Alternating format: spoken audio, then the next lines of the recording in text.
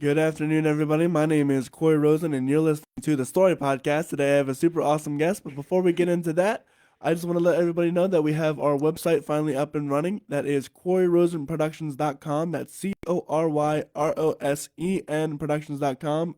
There you can find out more about me, all of the shows that we have, all the social medias, and all of the events that we have coming up. Speaking of which, we have our first ever event as a Story Podcast, our Story Awards ceremony, so you can go over there and check it out. That'll be at Sunday, March 19th, 5 p.m. over at Switchboard Studios in Columbia. It's going to be a great night of live music, obviously an awards, like a Grammy-style awards show kind of thing. And afterwards, we'll have a 1 hour jam session, so be sure to bring your instruments along for that.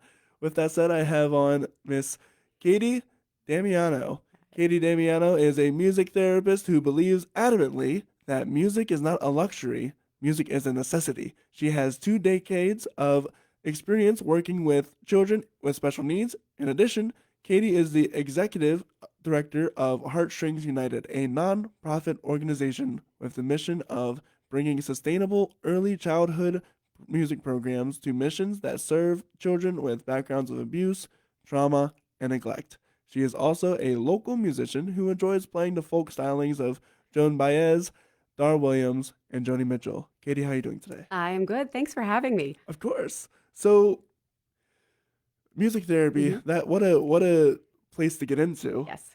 Where do you think that all began for you? The love of music and the love of therapy? So it's funny, when I was applying for graduate school, we had to write an essay about what music therapy meant to us, or where we ever came up with this idea that music and therapy could coexist. And I went back to when I used to watch horror movies. Okay, I love horror movies, but if you're watching a horror movie and there's no music, it's not nearly as scary, No. right? Yeah. So it was when I was doing that I realized that music has an ability to affect emotion. Mm-hmm.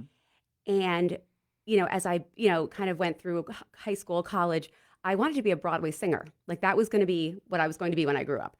But it never left me that music had such a profound way of affecting emotion. And then so I started, kind of delving into this idea of music therapy, like that's a thing. And once I found out that it was a career path, I was, I was, I was sold. That's what I was going to be. So let's take it back a little bit further. Then you said you wanted to be a Broadway star. Mm-hmm. What was it that really the music bug bites everybody? When did the music bug bite you? So the music bug bit me probably when I was in 8th grade. That was my first time on the stage, and I did all of the musicals from 8th grade up through college. It was actually how I kind of made money in college. I used to do murder mystery dinner theaters. I used to work at the local perform at the local community theaters. Even when I was in beginning to think about music therapy, going into music therapy, I went to my first open call in New York City. Mm. And I can remember standing in the line. It was for Rent. And I'm aging myself right now. But I went to my first open call in New York City for Rent. And I remembered thinking, this is not where I'm supposed to be. Mm. I waited in line for 6 hours to sing for 30 seconds. I forgot the words.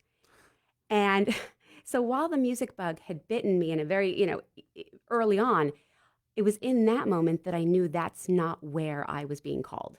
Like I got 30 seconds and I forgot the words. I was singing a Joan Baez tune for the casting crew, casting director of Rent, and I couldn't remember the words.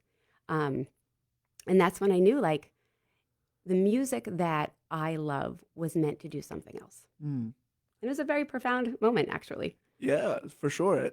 There's a lot of people that are called to do music, but what in music are we called to do? Exactly. So you found that your love in music therapy. Explain to me what music therapy is. Yep. It's a great question. So basically, one, when people say you're a music therapist, what does that mean? I say, well, first it means I have the best job in the whole world, like hands down. But what a music therapist does is we use evidence-based, because that's really important. This is research, this is evidence-based, music interactions and strategies to address skills that actually have nothing to do with music. Right. So, if you go back to World War II, music therapists kind of came on the scene because were dealing with post traumatic stress disorder. They were working with veterans. They were working in the army hospitals, and people were like, "Oh, they sing to you. They make you happy." And that's for a long time what people thought music therapists were. But about 15, 20 years ago, probably closer to 15, when we first saw, and this is when I nerd out, when we first saw the brain on MRI Mm. engaging in music, it was the entire brain lights up. So when you're listening to music, when you're playing music, when you are listening, singing, playing, perceiving, your entire brain is being activated. So with that knowledge, we now know we can use music to affect change Right. because it activates every area of your brain. That's really cool. It's really cool. Like, So what does that mean in obviously I don't know I know what an MRI is, okay. but I don't know what that means. What does that mean for your entire brain to light up? Does it hit what parts of the brain does it hit? Yep. So that's exactly it. It hits every area of the brain. So when you and I was when I do I sing at some of the local open mics, and I always say that just because you're sitting here listening to music, you are activating, you are using every part of your brain. There's a reason that people who can't speak can sing. It's because one area of their brain may be significantly damaged. But guess what? If we're singing, we don't need to use that area. We can use the millions of other areas in your brain that control speech and music. So are you saying that mute people that can't speak can often Mm, sing? good question. Not necessarily mute, but we're saying if there's been a damage to the brain from like a stroke, Mm. if there are certain speech delays, children on the spectrum who struggle with verbal communication can vocalize and sing. I have noticed that as I for those who don't know, I teach children how to swim, and some of the people I teach are Yeah. on the spectrum and nonverbal. Yes. And oftentimes, whenever we sing along to the children to help, distract them from the fear of water or Yes, whatever. absolutely. And oftentimes, whenever I have them do something, this one particular kid will always start singing while he does the action. Oh, I love And that. so whenever I say, monkey, airplane, soldier, he'll start singing along and Yep. doing it with it. And so that's really interesting, actually. Well, and it shows that you have really good instincts because, our children learn through play, Right. and play is the work of childhood. So, music is a huge part of play. So you're actually teaching a non-musical skill, swimming, through using music. So Well done. thank you. It's always fun because it always like, oh, it distracts them. But Yeah. so why then? Okay, I'm trying to process. By the way, if anybody has any questions that they would like to also ask, please be sure to do so in the comments, and we'll get around to it. So, what is the best way for? Here's a question. Okay. Song wise, there are many genres, many Mhm. types of song. I imagine some are more useful to help kids than not. Right. Yeah. So, it's actually you bring up a really good point. When we look at music as music therapists, we don't actually look at the music first. Mm. Okay. We have to look at what is the need. Is this a need in the area of communication? Is it a need in the area of motor skills? And then we can pretty much take these things are falling off my head. That's okay. As I'm, it's not necessarily the song that we choose; it's the way that we adapt it. Okay. So, for example, you have a copy of me doing Coldplay Yellow as a lullaby. Yes, it's not that I picked the genre or I adapted the musical elements. So it's not so much, is it going to be a blues tune? Is it going to be a folk tune? Is it going to be a children's tune? It's going to be, hey, what rhythm am I going to use? Mm. Or what words am I going to leave out? How slow am I going to sing it? Those kind of things are what I adapt more so than picking the perfect song. And why does that matter? The tempo, the words. Hmm. So if you think about just you in your everyday existence, so much of what you do is naturally musical, right? The way that you walk Right. is rhythmic. The way that you breathe, the way that we talk is melodic. It has prosody.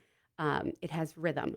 Um, so it's using those elements. We need to use the elements that are inherently musical to be able to deal with to help people deal with certain needs in certain areas.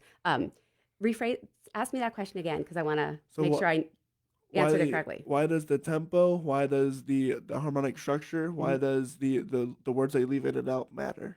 Because when you are dealing with a goal, whether it be a speech goal or a communication goal, there are certain elements of music that are more um, that make sense in the brain to be able to address that goal. For example, if a person has suffered a stroke, for example, they now walk with a gait that is not steady. I use rhythm because walking is rhythmic. Hmm. So if I can set a specific rhythm, I can then activate the area of the brain that's saying, oh, wait, I have to sync up. Okay. Um, if I'm working with language, more so, I'm going to pick something that's melodic because language it's musical. So I may adapt the melody because that's the part of the brain that's going to that we're going to want to touch on to help meet that goal. It's funny, we're getting into some really cool neuroscience stuff here that's hard to kind of articulate um, in a way that keeps everybody interested. That's Right. but it's picking those elements that are going to use the part of the brain that we need in order to affect change in a person. So, what are some of the uh, disabilities that you can help Mhm. better? Yep. So music therapists work. We work in the NICU. So we work anywhere from the neonatal intensive care unit. We work with children with special needs. We work in addiction. We basically work through the lifespan. We work in dementia and Alzheimer's units, and we work at end of life. So depending on your specialty as a music therapist is where you'll find your work. But we work through the lifespan. And what's your specialty? Children with special needs. Okay. Yep, yep. So I've worked with children. Um, I have been Miss Katie for like 20 years, and it is like my like. In fact, it's funny. My niece, one of my nieces had a speech delay when she was, and as did my daughter, had a speech delay when they were little, and so I made these CDs to promote early childhood speech development for children. Just because I took the songs I would sing to my own child, and I thought, well, maybe other moms want to, sing along. Um, my niece used to call me Miss Katie. I was like, Aunt Katie. No, Miss Katie. But no, so that's children with special needs. So, how, as a person with a speech delay, how, I mean, you say music can help you correct that a little Yes. bit. What are some of the tools? Like, is it just the words you say and the rhythm that you say it? Is it just, I'm surely it's not, complex language. Exactly. Well, Or, so you've got it. So language is interesting. So you've got articulation. That's the way that we say words. yes. Okay. I will then place, I know that children, if you're singing with them and you go, twinkle, twinkle, little, they're going to fill in star. It's the phrase ending. It's Mhm. developmental. That's what they're going to do. So knowing that a child is working on a certain word, I'm, I'm going to put it at the phrase ending because I Gotcha. know that's where they're most likely to sing it. Um, I'm also going to use a certain interval. If you think of children, na na na na na na, I'll Right. often will use that sort of an interval because the brain has gotten used to it. So while language, when we talk, is primarily left side of the brain, when I'm singing, that we're actually using the right side of our brain. So if this area is having, if there's a Troubles. struggle or an obstacle, then we can use the other side of the brain simply by making those adjustments to the music. It's pretty cool stuff, It if you is pretty ask me. cool I'm just saying. because well, what you're doing is you're rewiring the brain with music. Yes, in fact, there's a really fancy word for that: neuroplasticity. Neuroplasticity. You heard it here. Yeah, right. That's your $5 word of the day There you go. today. I want everybody to use it in a sentence at some point today. Neuroplasticity. Neuroplasticity. That is the ability of the brain to rewire. This is, it's funny. This is great news. This is the reason why me, at my age, can still learn to play an instrument Hmm. because I can still learn a foreign language. Now, it's going to be harder than when I was 7, but the brain is constantly restructuring and rewiring, and music drives those changes in the brain stronger than anything else. Really? Yes, Oh because wow. people love music, Right, right. you know? That's that's so interesting. Yeah.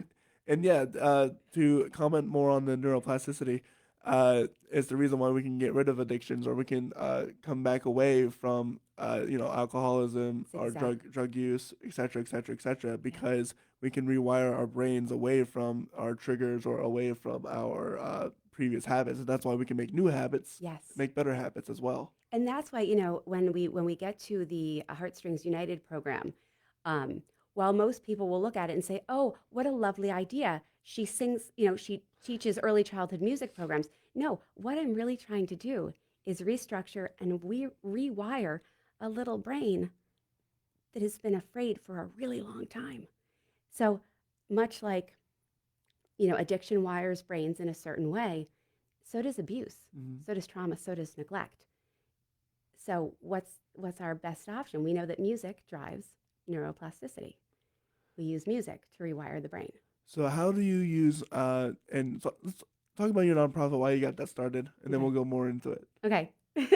um, so the Heartstrings United program is it's I'm so very proud of it, and I tear up when I talk about it. Um, it started actually because one night I had it. This is you're gonna think this is crazy, and everybody was you're gonna be like she's crazy, but I had a dream, and in my dream I was standing in a room filled with cribs and cradles, and and in my dream I knew I was in an orphanage, Okay. and I remembered in my dream going, why am I don't even know what I'm supposed to do. Like what they're babies, they're crying, I don't know what to do. And in my dream I grabbed my guitar and I started to sing. So I woke up and I was like, wow, that was powerful.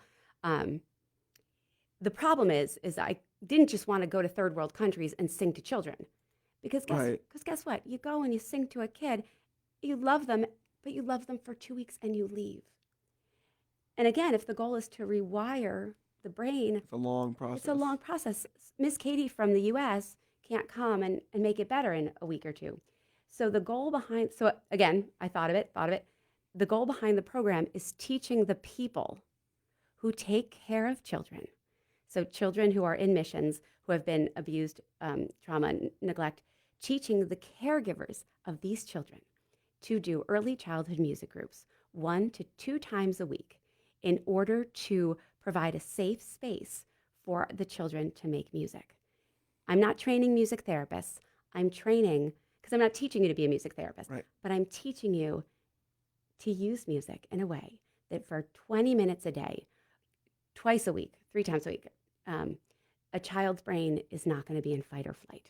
Mm. And that is how you rewire the brain. The brain is rewired through consistent interaction with interaction with a consistent caregiver. So that's what the Heartstrings program does. I train individuals who work with children how to run music groups in their houses, in their local hospitals, in their medical practices, in their psychology practices, and then of course in the orphanages. So you mentioned people dealing with trauma. How does you say that they're in a constant fight or flight Yeah, mode, and the goal is to get them out of that? yeah, And how do you use music to get them away? Is it just by the act of them doing yes. music, or is it really that You're simple? exactly right.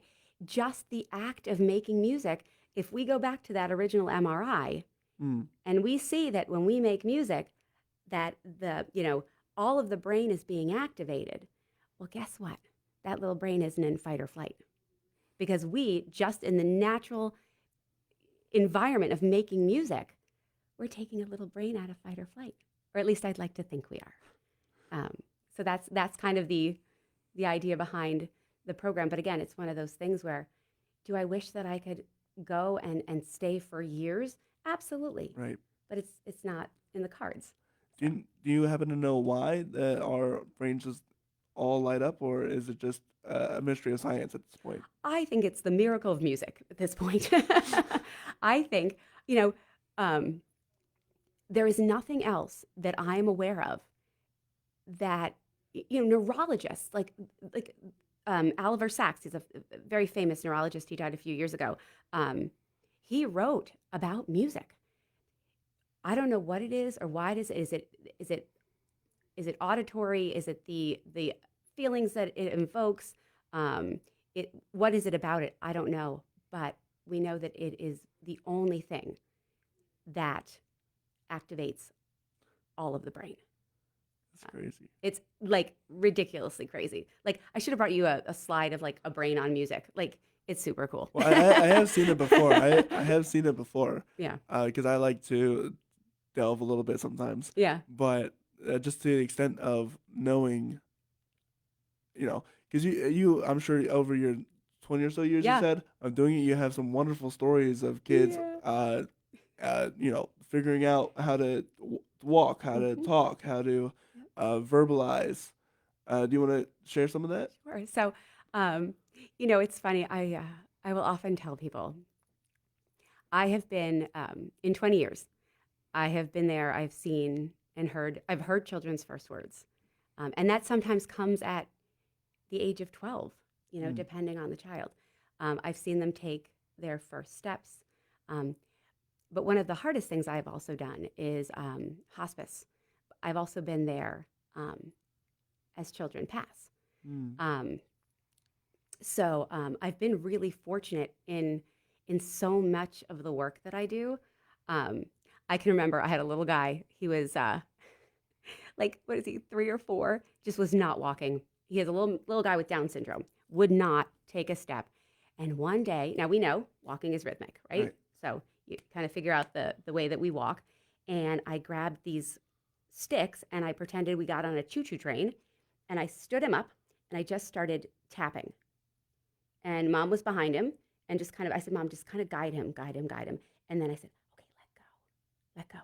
And sure enough, doop, doop, doop. I was like, and then what poor kid, I got so excited. I stopped playing the sticks and he dropped to his little butt. Yeah. Like, like I do that. I get so excited. I'm like, oh my God. And then I, drop the sticks and he, a little off on it, but he is walking. I was telling you this story. Yeah, sure. Can I give a big shout out to Stephen Courtney right about now? Yeah. Now, Stephen, you're going to forgive me because I don't remember what song it was, but I was doing an internship at the Home of the Merciful Savior in Philadelphia. It was a school for children with cerebral palsy. Mm. And I was working with a young woman who was completely nonverbal, had a lot of behavior related to the fact that she couldn't talk. So she was, if you can't talk, you're angry, right? Yes. So I started singing, and I wish I could remember the song. It was a Stephen Courtney tune, and instead of saying the word at the end, I just went, ah, or something. And she went, ah. And we're like, okay, that's the sound.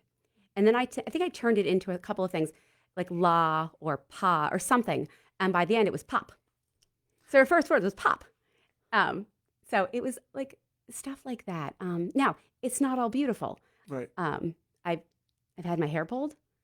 I've had instruments thrown at my face, guitars stepped on, but I'm with you there too. With teaching kids how to swim. but you love the work, Right. and when you see something like that, there is such a strong communication. I am trying to tell you something, and you are not hearing me, and I'm like, okay, let's take a step back. One of my other favorite things is when I go to Honduras. I've been there 3 times, and the children are all Spanish speaking. Now, I speak no Spanish. I show up, and I'm like, somebody help. Like I sing songs with silly words like bum, bum, la, and I get there, and they line up at the gate. She's here. And they go, bum, bum, bum, because they know that that's the song I sing as soon as I walk into their houses. soon as I walk in the house, I go bum, bum, bum, and they all line up behind me, and we start running around the kitchen. Oh, that's cute. It is the coolest thing. So I remember they're like at the gate and they're going, Miss Katie, bum, bum, bum, because they know I'm going to grab my guitar and no matter how tired I am, I'm going to run it. We're gonna have a little parade in that moment. Right. They also all go na na na na, hey hey hey, good. That's the English. Right. So it's things like that. I get to do that, and It's not all like I said, it's not always great. But it is always great. I was gonna say, because well, I get beat up as well. Yeah, we People who work with kids get beat up a yeah. lot, and it's not about that.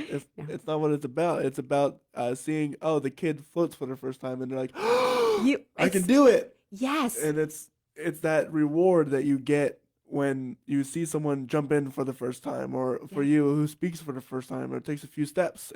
That's what we're doing this for. It's not yes. it. We could be beat up all day, but once we have that reward, it doesn't Yeah. matter. It is when you see a child. I part of what I do is adapted lessons. Mhm. So sometimes it's music therapy takes the form of me teaching a child to play the guitar, play the drums. Not because I am a music teacher, because it's not about them learning the instrument. It's what are they going to learn in the process of Right. playing that instrument. So when you work with children who are tactily defensive, so they don't like to hold things, like it's Mm. uncomfortable, and you hand them a pair of drumsticks and they hold them, well, now you've opened up a world, not for a drummer, but you've opened up a world for a child who needs to hold a marker, Mm. who needs to hold a pencil, who now can put something in their hands and use it because they wanted to learn to play the drums. They got used to this feeling, and now check you out. I'm going to give you I'm going to give you a marker. I have a kiddo. He uses a hand stamp, and he can't quite get it. He puts it on. He smears it, like he puts it on like this. And I go, hey, and we've been going drum, drum, drum, drum, and then I hand him the stamp, and I go stamp, stamp, and he goes stamp.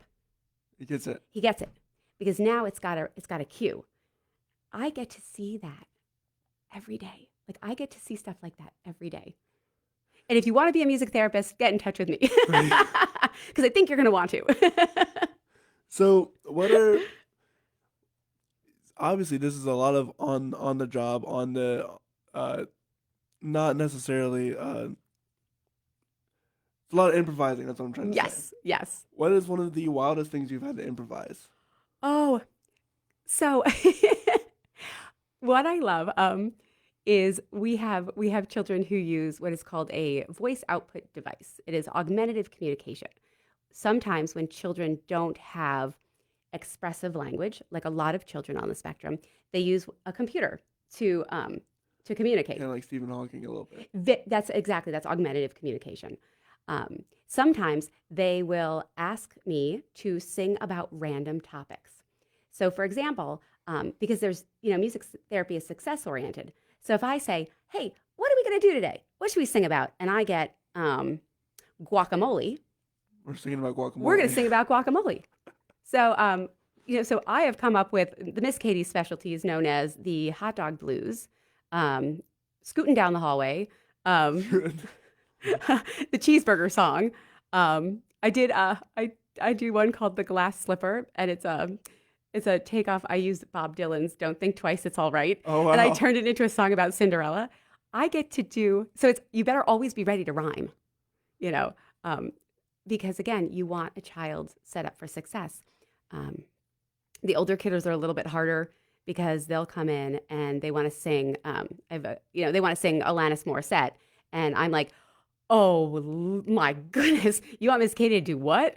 Or they want to hear Skillet, Right. or what's another one that recently Sia, and I'm like, oh man. So quickly we're like, okay, it's a Miss Katie adaptation. I'm like, sorry in advance, but I improvise like that, crazy stuff like that. That's really cool. I'm sure that's really great for your mind as well. If I'm having, I'm always on. Like it's great because my brain is always working. But when the rhymes aren't coming, oh no, they're not coming. It's like music therapy sounds completely like it's like, sorry guys, just couldn't find it today. Is there ever a time where you have to take a break? Yeah. I see between I see between 6 and 8 children a day. Um, and again, much like anybody who works with people, you have to be on. Right. So the other really important part of my job is I have to listen for what children don't say, right? So I'm listening in the silence too. Right. But because I'm listening all day, the first thing I do when I get in the car is I listen to nothing. Like there's no music, there's no nothing. From the time I leave school till the time I get home, I drive in silence because my brain needs to like Relax. relax. Yeah. So, what are some of the things you don't listen to? I assume you're talking about body language at that point. Yes. So you watch things like body language. A child who is afraid is going to, they're going to clench their jaw. You can see that. So if you move into a child and you're going to do something and you see them clench their jaw, back off. Their shoulders go up. So I look for that. Because again, whether it is a child who has experienced abuse, trauma, or neglect, or if it is a child on the spectrum, or if it is a child who's afraid in the water, if you come in and they're not ready for you, shoulders are going to go up, their jaws going to clench. You may notice that their heart, like they're going to start breathing a little bit faster. You can see their nostrils flare. Those are the things that you have to constantly, their eyes start, you see them like checking out so you have to be aware of those things. So listening for those things in essence. So I see those all the time. Yeah, yeah, that you do. Well, yeah, I do, but a lot of parents don't. No. So, what are some ways that parents can better learn about their kids or pay attention better to their kids? And what should one do when they see that? How do we not even sometimes the word comes to mind. Bribing because parents. Yeah. But how do we get them out of that fear mode? Sing to them. Sing to your child. It is, that is the one thing that I tell parents all the time. Whether you have a child who can't sleep, whether you have a child who is having a tantrum, whether you have a child who is developing on a typical continuum, whether they have special needs, sing to your child. There is a reason that there is a decades and decades eras of lullabies, because for so long we have sang to babies to calm them to sleep. We lull babies to sleep by singing to them. When you in the hospital, if I have a kiddo who is afraid, now this might be an older kid, right? But I still need to lull them. They're still afraid. There's a big needle coming, right? So I take a song, for example, it might be what have I done recently? I'm trying to think of a song, I forget. But you turn it into a lullaby. And I say to the kid, listen, this is that song you like, but it's going to sound a little different. I slow it down. I put it into a 3/4 time, which is exactly kind of what lullabies do. They waltz. Right. And then we sing. So that to me is the answer to everything. Sing. Make music. And so is that what you did with your Coldplay lullaby? You turned it into 3-time and... Yep. So I don't know if I have to look at that one. I'm not sure I adapted the meter on it, only because I did that. I wanted parents to sing along to it. So we'll have to take a listen and see if I adapted the meter. But because I feel so strongly about parents singing to their children, I did a song, like, you get sick of like Twinkle, Twinkle, Little Star. Like you can only sing that so many times and you're like, oh my gosh. That's how I feel. Or, Hush Little Baby. So I take songs that I think people like to sing, like Yellow from Coldplay, and turn it into a lullaby. And we're going to take a listen to that. So this is Katie's rendition of Yellow by Coldplay.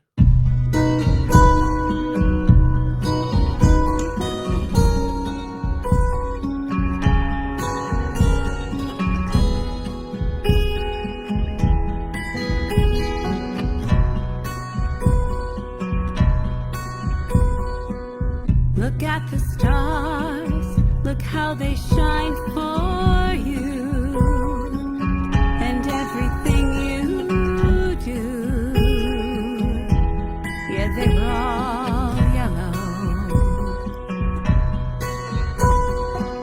I came along, I wrote a song for you, and all the things you do,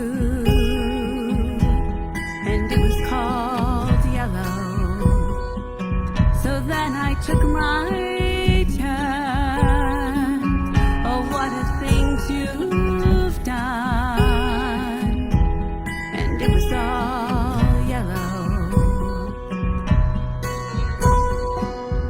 Your skin, oh yeah, your skin and bones turning to something beautiful, and you know I love you so. You know I love you so.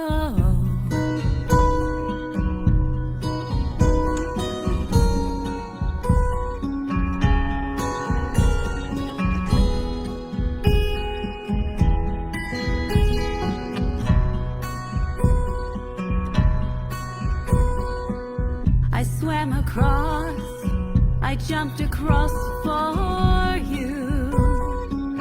Oh, what a thing to do, 'cause you were all yellow. I drew a line for you. Oh, what a thing to do, and it was all yellow. Your skin, oh yeah, your skin and bones turning to something beautiful, and you know, for you I'd bleed myself dry. For you I'd bleed myself dry.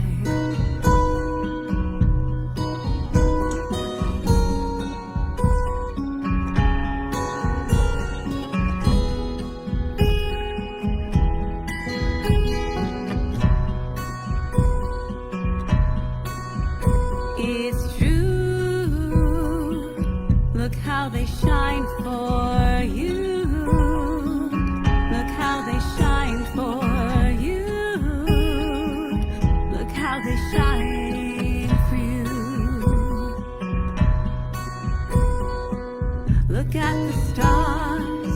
Look how they shine for you, and everything you do.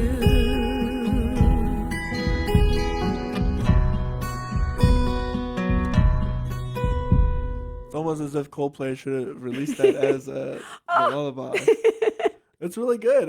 When you were talking about Yeah. some of the subconscious things we Yep. do while we listen to music, if you want to go into that. Well, so while we were listening, I was just happened to be looking over at you, Corey, and you were rocking, and you didn't know you were doing it. Right. And your first instinct was a good one, which is I'm a musician. I naturally, but the best part of it was even if a non-musician of sorts was listening to that, they would have started to rock also. Really? Before I released it, I actually kind of tested it. I played it for a couple of people at work, just to see. I was like, "Hey, what do you think? Do you like it?" And I watched them. And when they started rocking, I was like, "Nailed it." Got it. So I guess that's a good quick test to see if your music is Yes. decent. So, and then we were talking a little bit about rhythm. Just, one of those things that you'll notice, and I want everybody to much like you have to use neuroplasticity in a sentence today. If you walk behind a woman in high heels, just pay attention to what you do. My bet is you're going to start walking in the exact same rhythm that she is, because your brain is perceiving this rhythm and your body has a natural need to sync up with it.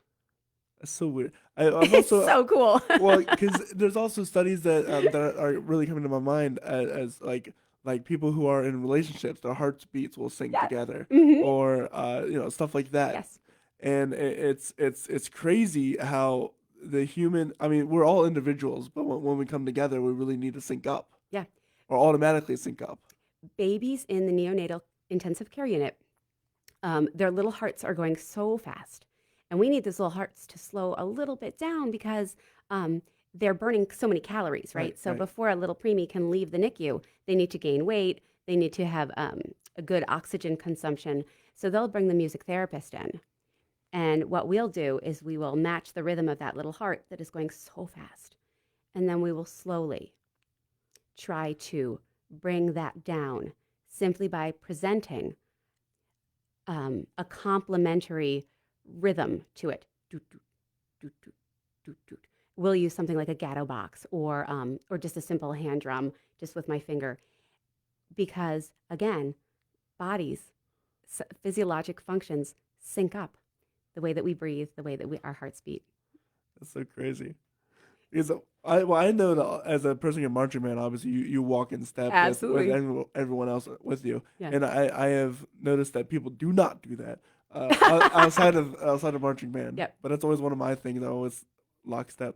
Yeah. That's so crazy that we do that stuff with that. I'll have to double check that or really think about that next time I'm walking behind someone with high heels or the click clacks of the Yep. shoes. Yeah, and it's a fancy word. It's a rhythmic entrainment. Is actually Rhythmic what you're entrainment. Yep, it's a rhythmic entrainment. Fancy word. To your knowledge, do all people have that, or do some people not have that? So it is a human function. So all people, Okay. yep, all people have it. The ability of a body to sync to an outside rhythm is something that is universal. Interesting. If it is something that is naturally rhythmic. So, walking is naturally rhythmic. Right. Your heartbeat is naturally rhythmic. Things that aren't naturally rhythmic aren't necessarily going to do that. So there's a difference. I was gonna say because even I know like whenever stupid whenever I cuddle with my cats, I try to match their breathing or just I'll Yeah. automatically match their breathing Absolutely. or stuff like that. Like and then I realize, wait, why am I breathing so fast? Because cats breathe fast. Because there's nothing to do, but it's the truth of the matter. Like Right. you sync up. That's so interesting. And that's why we were saying to you, or the when we were listening to the song, when I don't gig a lot as a musician. I don't play publicly a lot. I enjoy it. I get super nervous. Oh my goodness! But when I do it, it's a good thing I don't play with a percussionist because I like to watch the people who are watching me. So if you see me, I'll kind of like watch, and I may adapt the rhythm of something based on the guy over at that table who's rocking. Or like there might be someone who's like tapping their finger like at the table, or so I may in that moment just go, just kind of switch the rhythm up. I had a little kid. I was playing at it was like a family restaurant place, and the kid got so frustrated because he was playing with a claw machine and the toy wouldn't come down. So he started to shake the machine. So I was playing, and I actually started matching the rhythm of the guitar to the way that he was shaking the machine. He turned around and started to laugh because he got it. I was like, dude, I see you. That's so funny. But that's how you show someone, I see you, I hear you, when you're making music with them. That's so interesting. So you mentioned going around and gigging around. Do you ever write your own music or material? So I aspire to be Joan Baez. I aspire to be Dar Williams. I do write my own stuff. Nobody's heard it, including me. No, I'm kidding. Nobody's heard it yet. My New Year's resolution last year was to start playing in public, to actually get to an open mic and stand up there and, Do it. just do it, right? And now this year, my New Year's resolution is to get up, stand up, and sing my own songs. How's that working so far? Not so well. Not so well. Not so well. Well, do you have plans to at least record it, or? I have big plans for Big all of it, but so that is my goal. I have it conceptualized. I have, what I want. Yes, I just need to kind of man up a little, woman up, get a little courage. I don't know, Confidence. a little confidence. Yep, that'll come. Yeah, absolutely. What's the material of it? Surely it's not just kids and. No, I love female singer songwriters. So Dar Williams Right. is a big musical influence for me. Natalie Merchant, those singer songwriters, Lucy Kaplansky, Deb Talon, that are they're poets in their own right. So they're beautiful musicians, but they're poets. Um, I love that kind of music. So very much a folk. Joni Mitchell, Right. again, poets. Yep. So you also work with an awesome dude, Kevin Gannon. I I know he's do. watching, and he's gonna be on next Sunday as well. Oh, you're so lucky. Uh, So tell me about his working with his nonprofit Yeah. and So Kevin and I, as well as many local musicians in the area, Kevin runs a nonprofit called Musicians Bedside Manor, and he'll be able to tell you more so much about it more. Yep. because I just came onto it over the past, couple of months. I know that the program was big prior to COVID. COVID kind of shut things down, and then it's just restarting. But what we do, and what I feel so lucky to be able to team up with Kevin, is on Saturdays we go to local nursing homes, and me as well as other local musicians who are kind enough to volunteer their time and talent, and we bring live music to the people who can't experience it for themselves. So living in nursing homes where you cannot get out to see live music, we come to you. We either do it in a large group, like in a community room, or we get the what I think is a great privilege to be able to go to room to room, and because people let you into their space, and we sing to the individuals living there. It's Cool. the best way to spend a Saturday. I tell Kevin every Saturday, I'm like, this is the best way to spend a Saturday morning ever. Music in the brain is a pearl. It's this gem that is protected no matter what happens to the brain as we age. So as we get older, we forget. Those pathways start dying off, Deteriorating, right? yep. They start dying off, and but you go to a nursing home and you sing a song from the teenage to Their era. Yeah. they're gonna remember every Every word. word, every word. It's miraculous. Even those with dementia and it's Yep. it's crazy what those people do remember as opposed to not Yep. remember. Yep. Because it's no matter how much that brain as we age begins to atrophy, music is like, and I don't know what it is, but it's like safe and protected in this little pearl down deep, buried down deep where we keep all of our memories. And so we do that. I would say 2 to 3 times a month. We're at the nursing home. I'm looking at Kevin, like I'm looking at the screen, like Kevin's going to come on and tell me the answer. So did I. I was like, hey, Kevin, wait. And it is, like I said, we're very fortunate in that. And if you are a local musician and you want to share your time and talent on a Saturday morning, please join us because we could really use the help. And I promise you will get more than you give. Yeah, so we have an actual question from my friend Pete. He said he's enjoying the conversation, but he found because we talked about COVID and the shutdown, and I have another question related to that as well. Yeah. He's found out that when COVID lockdowns forced the canceling of everything, his music abilities grew.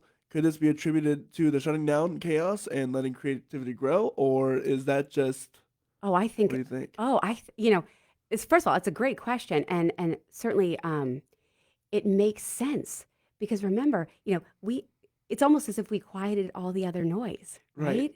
So all of that other sensory bombardment that we get throughout the day, Gone. I think that was gone, or at least it was quieted. At least if you had to turn TV turned off. Yeah. But I do believe, for me, it gave me the courage to start. I used to do stay-at-home open mics. So, Pete, I do believe there is something to that being helping to that creativity to blossom and to come forward. And especially with humans, there's nothing to do. Our natural instinct is to do something creative or Yes. fun. Yeah. And especially when we have, all the time in the world at that point. Yeah. And Pete, I know you love your saxophone. Yes. In fact, I've been lucky enough to play with Pete. Oh, yeah. Yeah. You show up. Yeah. We do a great "Come Away with Me," right? A little Great. Nora Jones. And so I just naturally believe, and that's why I honestly think we had this conversation yesterday with literally who did I have on yesterday? Uh, Well, we had a conversation. It was Jason Karst. We had a conversation of how he yeah. has a guitar in his living room, just right by on the stand by the couch, and Yep. whenever he's bored or whatever, he just picks it up because it's insight in mind as opposed to out of sight out of Yep. mind. To practice your instrument, and that was one of the key takeaways from that episode was practice your instrument. Yeah. Yes. For sure. And here's my other question I had related with COVID. There are a lot of studies coming out that children were massively affected by the shutdowns and all that stuff. So Yeah. are you seeing a ripple in that? And Oh, it's devastating. One, children on the spectrum were without school without for social, without it's one the social aspect of it for all children, right? but two, they the sometimes children with special needs are at a risk of what's called regression, and we tend to lose skills faster when we're not using them. We had, when children aren't in school, they aren't using those skills. Now, we did our best. I mean, virtual music therapy was a whole new experience. The other thing that was so concerning is child abuse. Oh, I'm Child sure. abuse, because children weren't in school, so there wasn't mandated reporting of child abuse. So I Well, there's think no way to know. there's no way to know. Yeah. So I think we're going to see, or have seen, and will continue to see, a ripple effect for our children. But here's the best part. Okay, neuroplasticity. Right. The brain changes, right? So the brain may have changed during COVID, and not that great of a way, right? Right. Or at least in the context that we're talking about. Yes. But guess what? The brain's still changing. It can be So fixed. it can be fixed. It can be healed. It's going to take work. It does not negate what everybody went through during that time. Right. What everybody. Everybody. But the brain can change. That's good because I know that was one of the big worries about the shutdowns at schools and everything was the kids aren't getting the socialization that No. they absolutely need. Yep. And or the teaching or like you said abuse wise they aren't going to schools and teachers can't see any signs of abuse or anything like that. Yeah. So and I know there was just a large amount of violence because everyone was crammed in together. And suicide because everyone, Isolation. nobody knew isolation. Nobody knew what was going on. There was so much fear in every aspect of what was going on at that time. It's funny. I remember they sent us home they sent us home on Friday the 13th. I know. I was- remember it. Friday the 13th. And on Monday, I remembered going, I don't know what to do. I remember being at home going, okay, I'm going to go running. So I was like, I don't know what to do. The kids. So what I did that day or a couple days later, I got on Facebook Live at noon. And I had no idea what I was going to do or how it was going to turn into it. But every day at noon from my house, we did Live with Miss Katie. And we did a 10-minute music group, 10 to 15-minute music group for children. Anybody who would tune in, because Miss Katie needed something to do at noon. Right. Yeah. And the kids loved it. But guess what? I needed it because I was lost without being what? What do I do? Right. Well, I mean, everybody was kind of lost at that time. Well, what do we do? What do we do? Thank God for technology in this aspect. That we had that still kind of social aspect. Yeah. But I really do wonder what the future holds because I'm sure as we go further and further away from the lockdowns that you might get more and more kids that have struggled with speech patterns or struggle with that in that way. But one of the most redeeming, redeeming is I guess not the right word, but one of the most The bright spots for me yes. was when they said you're going to go on a computer and you're going to do virtual music therapy. I scoffed at the idea. I was like, no, they're not. No, that doesn't work. Doesn't I need work to be in person, right? I need to be in their faces and I need to be right there. And all of a sudden I got on and I sing the same song to start music therapy. And I use the same song to end music therapy every day, every time. And I remember the first time I got on and I started to sing, hello, yes, indeed.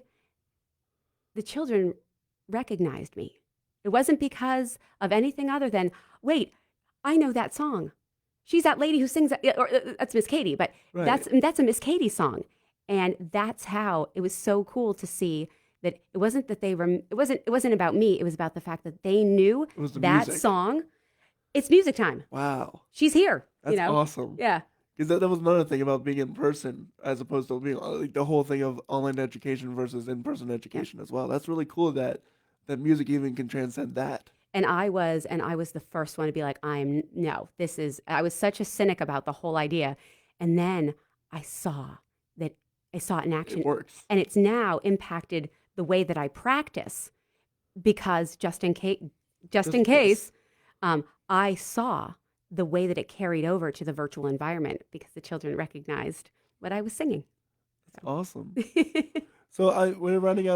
rounding out our time here. We have a few questions that Oh, I just like to ask for all the guests here. okay. So if you have any more questions that anybody watching that wants to ask, please be sure to write them in the comments and I'll get around to them. The first question I have is, what is one of the most memorable lessons you've learned throughout all of this? Um, one of the most, there is always a bright spot. There is always a bright spot. You just have to look for it. You can be having the worst music therapy or something happen, but I bet if you look close enough, because I tell my interns all the time, I bet if you look close enough, you can find a bright spot. And I can add on to that, Yeah. like for example, if a kid's not being cooperative, or if there's so many things that can go wrong when you work with children. Oh yeah.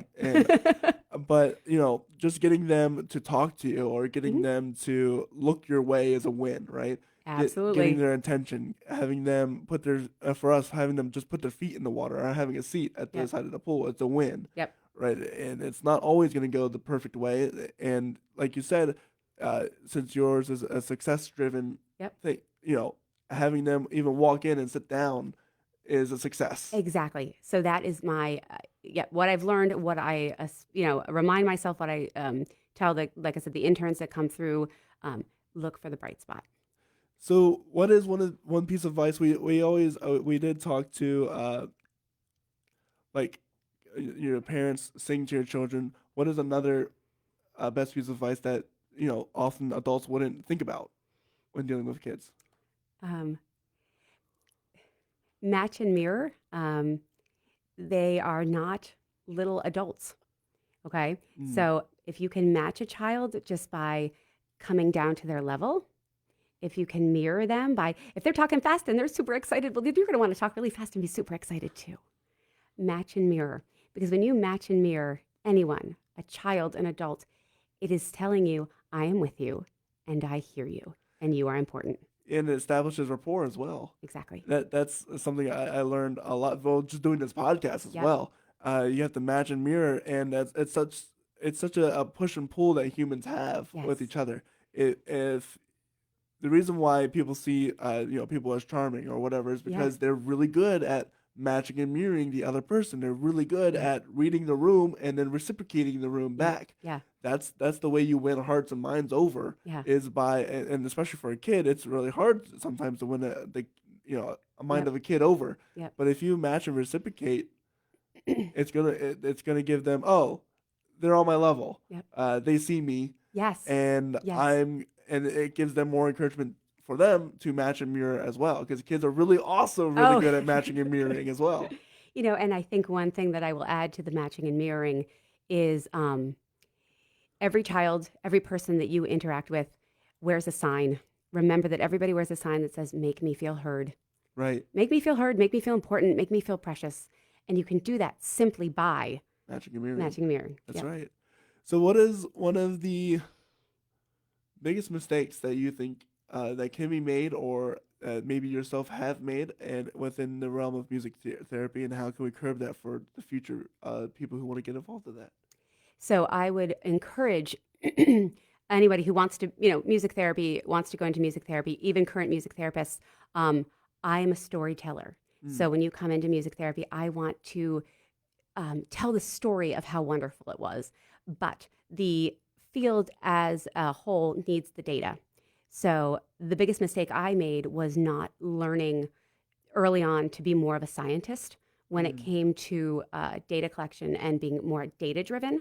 It's just not in my nature. Right. So what I would encourage and what I'm learning to do myself is navigate what I call the numbers and the magic. Find the middle line between the numbers and the magic, because they're both critically important to the work that you do and the work of future therapists as well.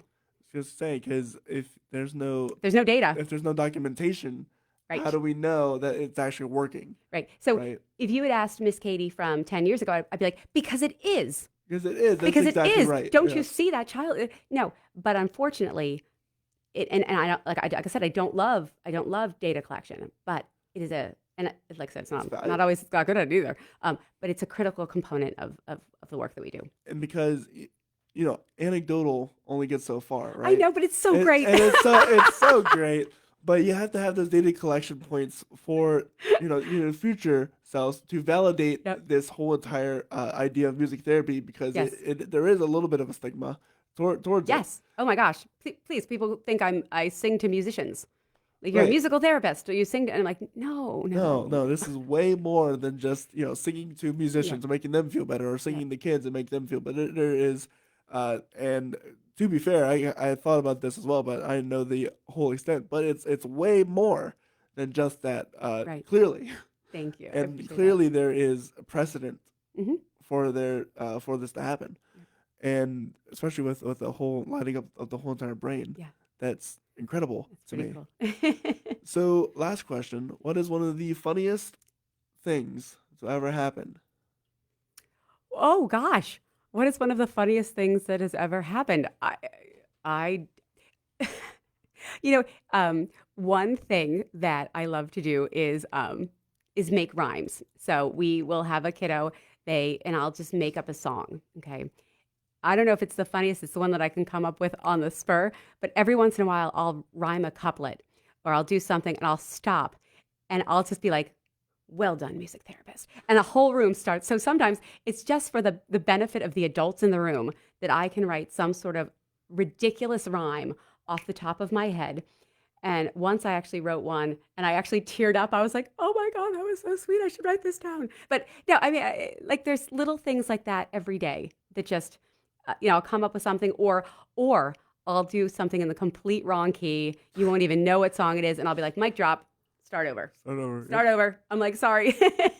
The people that I work with can attest to many rhymes gone wrong, many rhymes gone right, many chords gone wrong, many chords gone right. Right. So And the best part about it is that you just have to keep going. you just keep going. Yeah, nobody heard it. Nobody, and they're kids anyway, so. Well, and I will often say to a munchkin, I'll say, listen, Miss Katie does not have it today. I said, let's, and I go 3, 2, 1, start over. And we start over. That's that's another thing. Having cues for children Oh, sure. works so much. Oh, when you're swimming, I dare you to go, ready, set, and they're all going to go. Yeah, right. Well, yeah. Well, we teach the 1, 2, 3.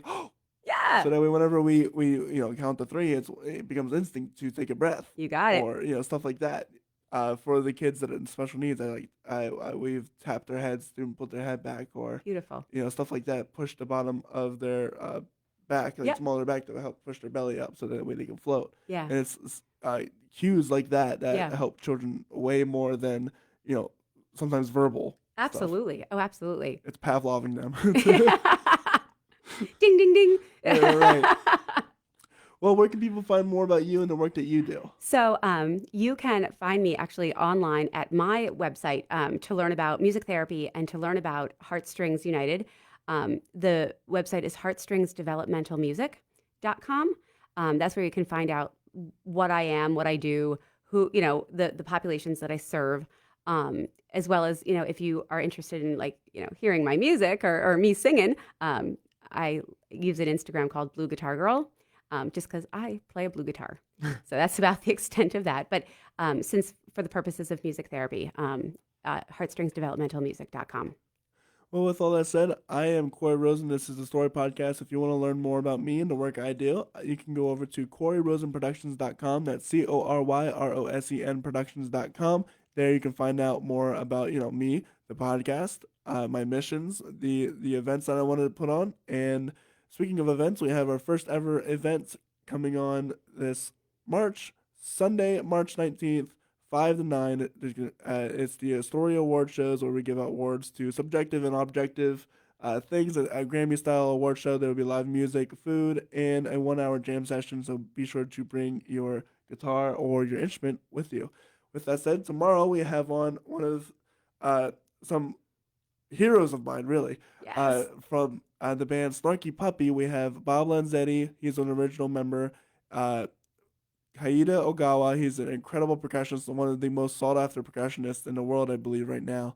And Zach Brock, an incredible violinist. That'll be tomorrow. This Friday, next Friday, we have John Carricks. He is a radio host with Osh Radio, and he has done a lot of movies, a lot of music, and that's going to be a lot of fun. And then next Sunday, not this Sunday, the following Sunday, we'll be having Kevin Gannon on as well. For those who don't know, he is the founder of the Bedside Manor, Musician's Bedside Manor. Musicians Bedside Yep. Manor, and I will hear more about him. He also is a part of Mo Blues, Mm-hmm. and which is a great band from around here. So I'm excited to talk to him about that. So, with all that said, stay tuned. Make sure you like, follow, subscribe, comment, anything you want. Share with all your friends, and we'll see you guys next time. Right. Bye.